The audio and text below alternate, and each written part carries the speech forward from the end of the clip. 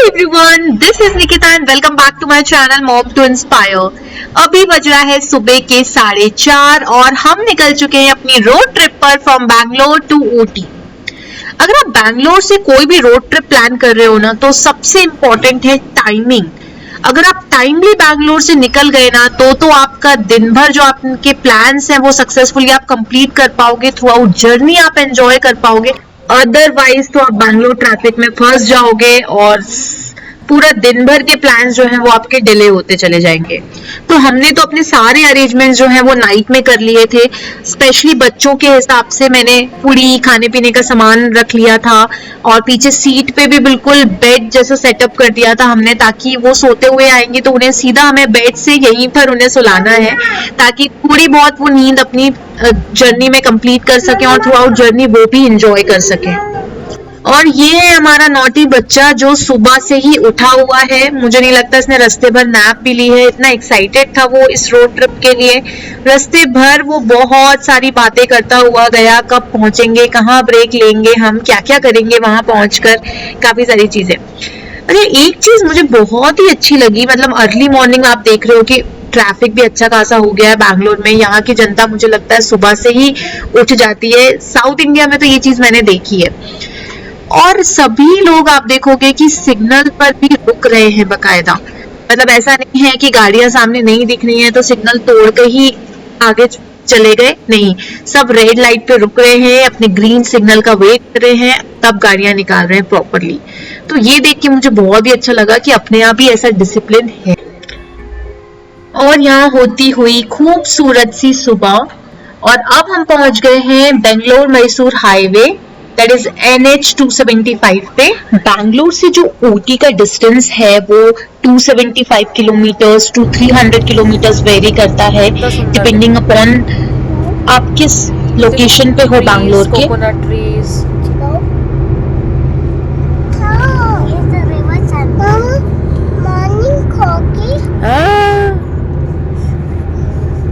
मजा आ रहा है।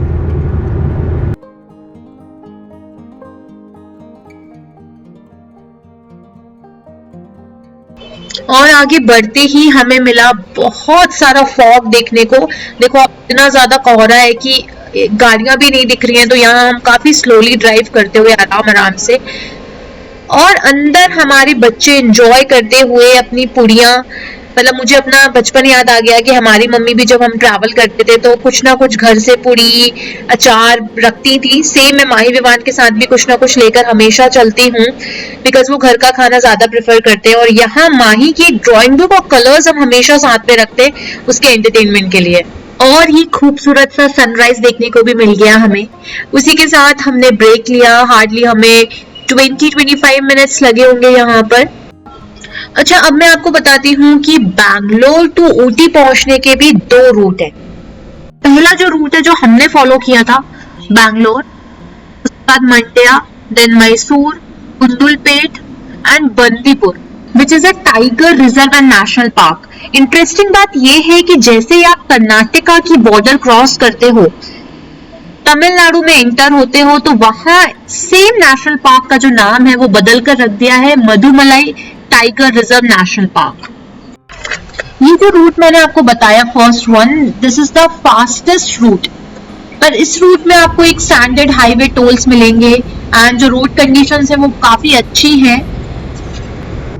और इस रूट पे आपको 36 हेयरपिन बैंड्स क्रॉस करते हुए जाना होगा। बस उन हिली एरियाज में आपको ये ध्यान रखना है, वो जो रोड्स हैं वो काइंड ऑफ घाटी है, राइट, तो वहां पर आपको केयरफुली ड्राइव करना बहुत इंपॉर्टेंट है। पर अगर आपको ऐसा कोई भी रिस्क नहीं लेना है, आपको एक इजी ड्राइविंग रखनी है विद सीनिक ब्यूटी ऑल्सो, तो आप सेकेंड रूट भी ट्राई कर सकते हो। बस सेकेंड रूट में ये है कि आपको एक्स्ट्रा 45 मिनट्स लगेंगे। एंड उसका जो रूट है वो ऐसा है कि Bangalore, then Kanakapura, then Chamarajanagar, then Gundlupet, then Bandipur. तो यहाँ हम एंटर कर रहे हैं Bandipur tiger reserve national park में, जहाँ पर मतलब हमने सुना था कि एनिमल्स देखने को मिलेंगे हमको, कई बार बाहर रोड पर भी देखने को मिलते हैं। तो हमको डियर तो देखने को मिले, एलिफेंट भी एक मिला हमको देखने को पानी के पास, और मंकीज आपको रोड साइड आसपास आपको दिखते रहेंगे ऑन एंड ऑफ। अगर आप चाहो तो यहाँ सफारी भी है, जो मुझे लगता है थोड़ा और जंगल के अंदर ले जाकर भी आपको शायद टाइगर और एनिमल्स, दूसरे एनिमल्स भी आपको देखने को मिल सकते हैं। यहाँ पर आप चाहो तो एक छोटा सा ब्रेक ले सकते हो वॉशरूम वगैरह यूज करने के लिए। यहाँ पर पे एंड यूज टॉयलेट्स हैं।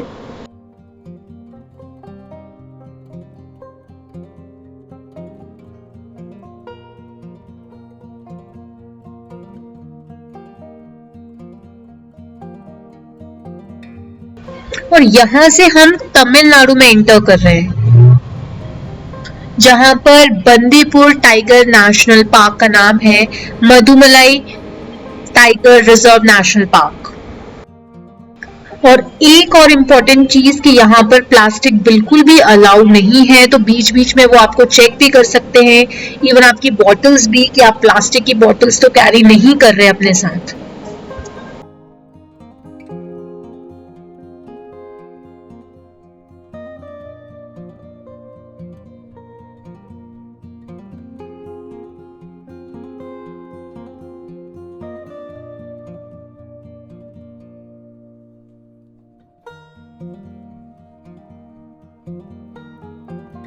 बंदीपुर के बाद अब हमारी ड्राइव स्टार्ट होती है हेयर पिन बैंड्स पे। टोटल 36 बैंड्स हैं, तो पूरे ये जो मोड़ हैं थोड़े खतरनाक भी हैं, मतलब एकदम से गाड़ियां बहुत तेजी से आती हैं, स्पेशली जो बिग बिग बसेस हैं जिनके ड्राइवर्स यूज टू हैं इन पर गाड़ी चलाने के, तो वो काफी फास्ट ड्राइव करते हैं। बट आपको केयरफुली चलना है, बहुत स्लोली ड्राइव करना है, बिकॉज फॉर्चुनेटली हमारे पास तो एक्सपर्ट ड्राइवर था, हमारा all time favourite my husband, जिनको ड्राइविंग बहुत पसंद है और बहुत टाइम से वो प्लान कर रहे थे कि किसी लॉन्ग रूट पर जाएं हम एंड एंजॉय करें। बट बच्चों के साथ कुछ ना कुछ ऐसा हो जाता था कि हम हिम्मत ही नहीं कर पा रहे थे कि हम इतना लंबा रूट या इतनी लंबी जर्नी में ये बैठ भी पाएंगे। But touchwood they enjoyed throughout journey. इस रूट पर तो आप ना पूरे रास्ते भर वाव वाव करते हुए चलोगे, बिकॉज इतने सारे व्यू पॉइंट्स हैं, इतने अच्छे अच्छे व्यूज आपको देखने को मिलेंगे कि आप अपना कैमरा बिल्कुल ऑफ ही नहीं कर पाओगे। ऐसा लगेगा अरे ये भी कैप्चर करना है, ये भी कैप्चर करना है। मतलब कभी आपको माउंटेन्स दिखेंगे, क्लाउड्स बिल्कुल पास में दिखेंगे, और जो कॉफी और टी का जो उनकी खेती है वो इतने सिस्टमैटिकली कटिंग करके जो आप बोलते हो ना एक लुक आता है, बहुत ही सुंदर आपको दिखेगा। जैसे जैसे आप मोड़ पर ऊपर ऊपर जाते जाओगे, हिल्स पे चढ़ते चले जाओगे ना, नीचे का नजारा मतलब देखने लायक होगा। यहाँ आप देख सकते हो कि लोग गाड़ी रोक रोक कर यहाँ पे पिक्चर्स ले रहे हैं, अपनी क्लिक करा रहे हैं, व्यू के पिक्चर्स क्लिक कर रहे हैं। So this is so beautiful. Finally हम पहुंच गए अपने होटल। बिल्कुल 11:30 हम होटल के अंदर थे। जितना अच्छा रूम आप देख रहे हो ना, उससे ज्यादा ब्यूटीफुल व्यू है यहाँ से। और आगे के वीडियोस में आप देखोगे कि कितना स्पेशियस है। मतलब ऊटी के सारे मजे आप इस होटल में रह के कर सकते हो। ये रिजॉर्ट विजिट करने के बाद मैं आपको एक चीज तो रिकमेंड करूंगी कि अगर आप हिल स्टेशन विजिट कर रहे हो तो हिल्स पर ही रिजॉर्ट लेना प्रेफर करो, तो ही मजा है मतलब हिल स्टेशन का। वरना तो सिटी साइड जाओगे तो आप जितनी भी इंजॉयमेंट है ना यहाँ पर रहने के, वो सारे आप मिस करने वाले हो। तो सबसे पहले तो हमने डिसाइड किया कि फ्रेशन अप होके रिजॉर्ट घूम लेते हैं कि यहाँ क्या क्या एक्टिविटीज हैं करने के लिए, स्पेशली बच्चों को एंगेज करने के लिए। तो सबसे पहले ये देखो आप, कितना शानदार जिम है। मतलब ये देखकर तो ऐसा लगा ना कि यहाँ पे वीकेंड पे ऐसे ही आ जाओ आप। ऊटी भले ही बाहर घूमने नहीं जाओ, बट सिर्फ यहाँ आके स्टे कर लो तो आपका वेकेशन बिल्कुल वर्थ है। और उसी के साथ चार चांद लगाता हुआ ये व्यू जो आपको सोते जागते दिखता रहेगा।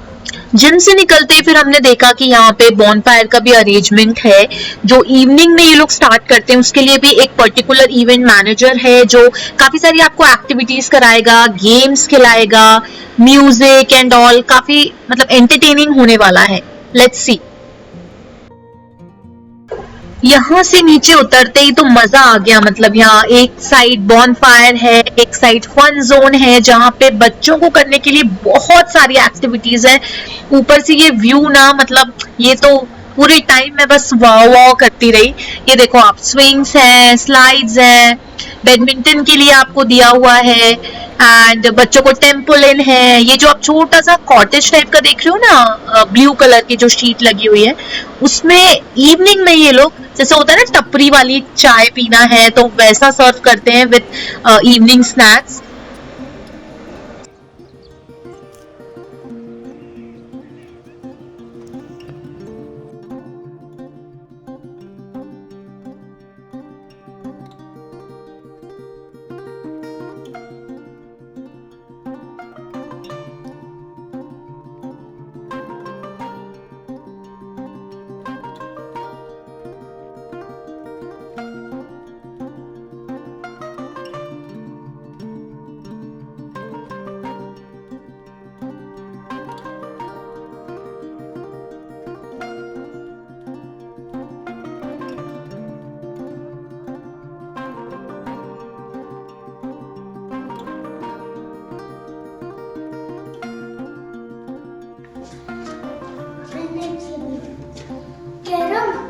Hey, oh wow!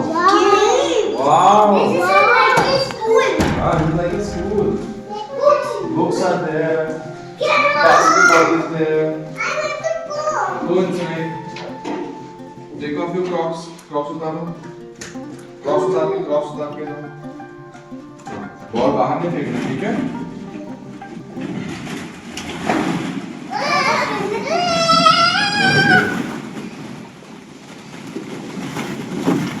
जो कलर के लिए भी सोना, कलर क्या बच्चों की जन्नत है यार ये।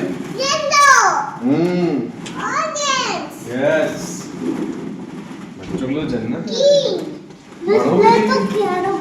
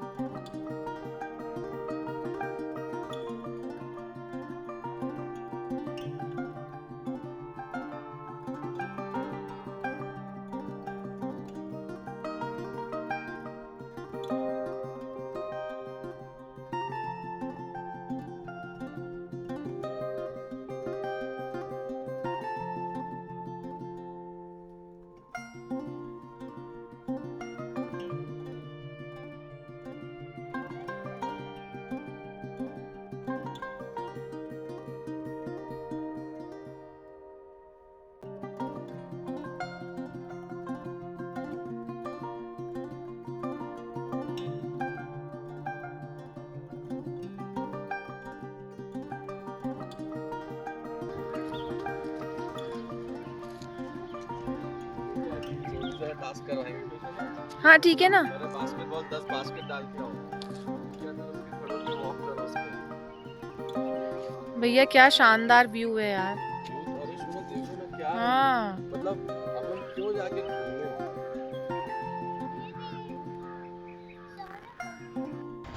अब रिजॉर्ट का ओपन स्पेस देखने के बाद हम निकल रहे हैं लंच पे, और थोड़ा बहुत देखेंगे कि कहीं घूमने की हिम्मत है तो घूमेंगे, बिकॉज बच्चों के इंटरेस्ट के हिसाब से हमें जगह देखनी पड़ती है।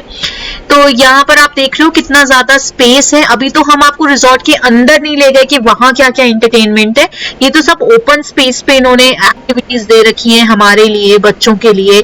बट यहाँ पे देखो पार्किंग का स्पेस है प्रॉपर, मतलब बच्चों के लिए तो उछल कूद करने के लिए, खेलने कूदने के लिए बहुत सारी एक्टिविटीज है। इवन मंकीज आपको पूरे टाइम देखने को मिलेंगे, तो आप अपने बैग्स वगैरह बचाकर be alert.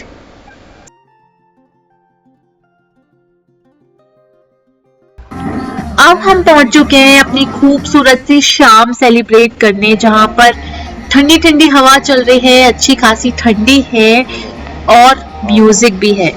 So let's see how we gonna enjoy here. यहाँ पर हम सब एक गेम एंजॉय कर, जहाँ पर हमें 2 टीम्स में डिवाइड किया गया था एंड दोनों टीम्स के कैप्टन बनाए गए थे। तो एक बच्चा उनकी टीम से और एक बच्चा हमारी टीम से, जो कि विवान था। एंड मुझे ये बहुत अच्छा लगा कि जितनी भी एक्टिविटीज उन्होंने कराई वो फुल फैमिली एक्टिविटीज थी, मतलब उसमें सीनियर सिटीजन्स भी थे, उसमें बच्चे भी इन्वॉल्व थे, तो बहुत मजा आया।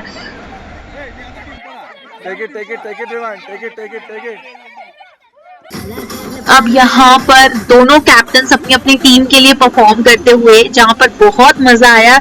It was fun to watch Vivaan, because Vivaan को बिल्कुल भी सॉन्ग के लिरिक्स नहीं समझ में आ रहे थे, बट स्टिल कैसे भी ना कैसे उसने डांस मूव्स दिखाए अपने, बिकॉज हमेशा वो बॉलीवुड पे डांस करता हुआ है, तो उसके लिए ये थोड़ा नया था। नेक्स्ट एक्टिविटी में आप देख सकते हो, आप ये जो अंकल को देख रहे हो ना, यू वोंट बिलीव कि वो 70 इयर्स ओल्ड थे एंड वो इतना एंजॉय किया उनने थ्रू आउट, मतलब बहुत मजा आया उनको देखकर। तो ये 2 टीम्स में से एक एक जो प्लेयर को सेलेक्ट किया वो कैप्टन्स ने, मतलब हमारी टीम से इनको विवान ने सेलेक्ट किया और उनकी टीम से अंकल को सेलेक्ट किया एंड दोनों एक्टर और एक्ट्रेस बन के डांस कर रहे हैं। तो अंकल वहाँ पे हीरोइन बने हैं और ये हीरो बन के डांस कर रहे हैं, तो it was fun watching them. Uncle को लिरिक्स बिल्कुल समझ नहीं आ रहे हैं, बट अंकल इनको देख देख के डांस कर रहे हैं। किसी डिस्को में जाए, किसी होटल में खाए, कोई देख लेना हमें यहाँ कहीं घूम के आए। चलो इश्क लगाए, चलो इश्क लगाए, चलो इश्क लगाए, चलो इश्क। इसके बाद हुई एक ग्रुप एक्टिविटी। ये जो स्टेप्स हैं ये हमको इवेंट मैनेजर ने ही सिखाए हैं। इट्स अ काइंड ऑफ कि जैसे अपन कपड़े वॉश करते हैं ना, तो पहले डिटर्जेंट डाला, देन स्क्विज किया, फिर कपड़ों को ड्राई करने के लिए सुखाया, तो ये स्टेप्स थे और ये गाना उन्होंने बजाया। इस पे हमको सारे स्टेप्स जो हैं वो याद करके रिपीट करने थे। तो it was fun doing this activity.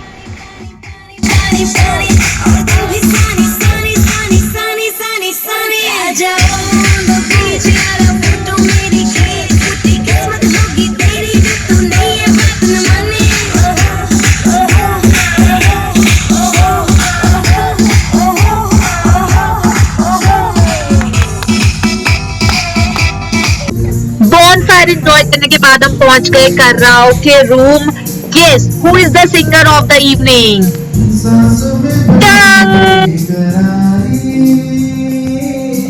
And he totally nailed this song.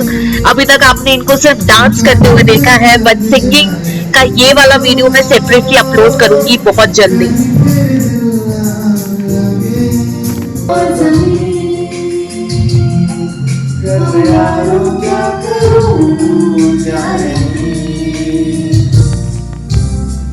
पहला नशा, पहला कुआं, नया प्यार है, नया इंतजार, कर लूं मैं क्या अपना हाथ, ऐ दिल बेकरार, मेरी